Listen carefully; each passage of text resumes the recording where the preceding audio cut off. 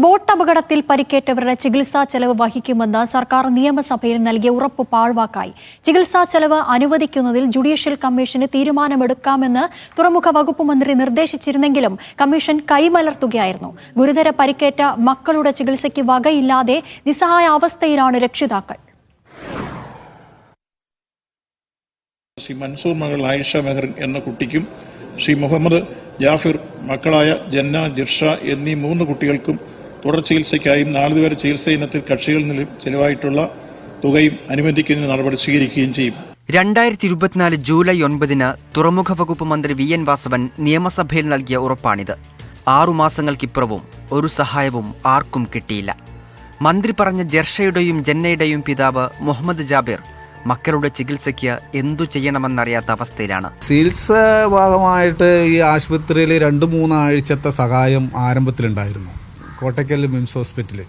അതിനുശേഷം പിന്നെ സർക്കാർ ഇടപെട്ടിട്ടില്ല എന്ന് മാത്രമല്ല, സർക്കാരിൻ്റെ ഭാഗത്തു നിന്നും പിന്നെ ഒരു അന്വേഷണമോ അല്ലെങ്കിൽ ഒരു സഹായവും ഉണ്ടായിട്ടില്ല. ബോട്ട് അപകടം അന്വേഷിക്കുന്ന ജസ്റ്റിസ് മോഹനൻ കമ്മീഷന് മുന്നിൽ ചികിത്സാ സഹായം ആവശ്യപ്പെട്ട് അപേക്ഷ നൽകിയിരുന്നു.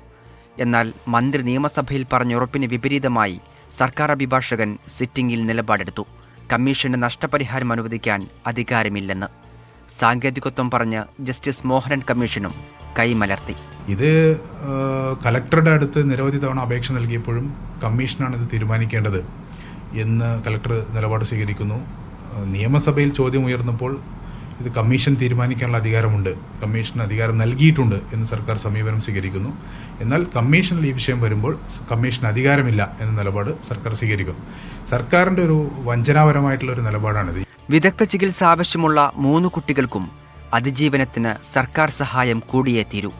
2023 മെയ് 7 22 ജീവനുകൾ പൊലിഞ്ഞ താനൂർ ബോട്ട് ദുരന്തം. ജിഷ്ണു മീനങ്ങാടിക്കൊപ്പം മുഹമ്മദ് ഷംസീർ, മീഡിയ 1, മലപ്പുറം.